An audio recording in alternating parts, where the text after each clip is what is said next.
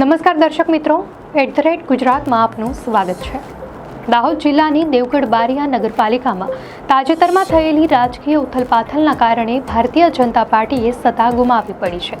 આ રાજકીય પલટામાં અપક્ષ સભ્યો, કોંગ્રેસ અને ભાજપમાંથી સસ્પેન્ડ કરાયેલા બળવાખોર સભ્યોએ એકજૂથ થઈને નગરપાલિકાની સત્તા પર કાબૂ મેળવ્યો છે। ભાજપમાંથી સસ્પેન્ડ કરાયેલા સભ્ય નીલ સોનીએ ભાજપના ઉમેદવાર ધર્મેશ કલાલને હરાવીને પ્રમુખ પદ હાંસલ કર્યું છે।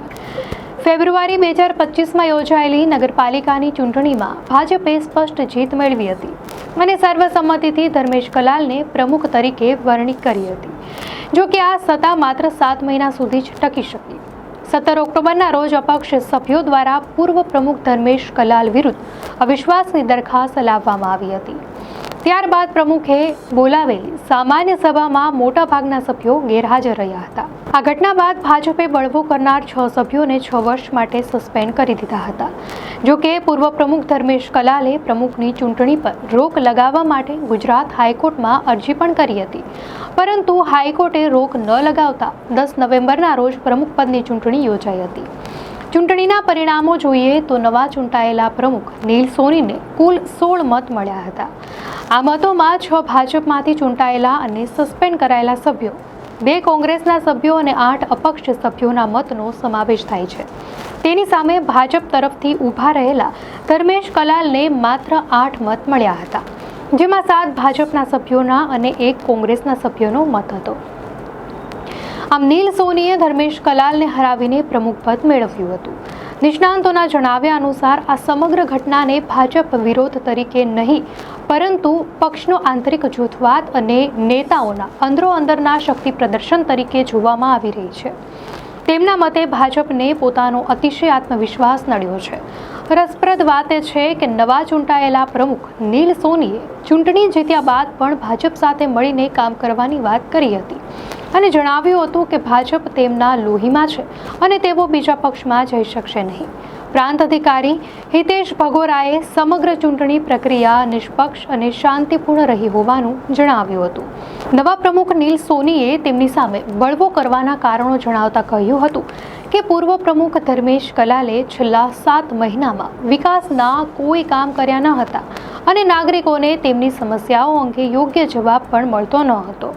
આ ઉપરાંત નીલ સોનીએ ધર્મેશ કલાલ પર સગાવાદનો આરોપ પણ લગાવ્યો હતો, જેમાં નગરપાલિકાના તમામ કોન્ટ્રાક્ટ તેમના કાકાને જ અપાતા હોવાની વાત કરી હતી। જોકે પૂર્વ પ્રમુખ ધર્મેશ કલાલે આ આરોપ ફગાવતા જણાવ્યું હતું કે તેમના કાકા કાયદેસરની પ્રક્રિયા દ્વારા ઓનલાઈન ટેન્ડરમાં સૌથી ઓછી રકમ ભરીને કોન્ટ્રાક્ટ મેળવતા હતા।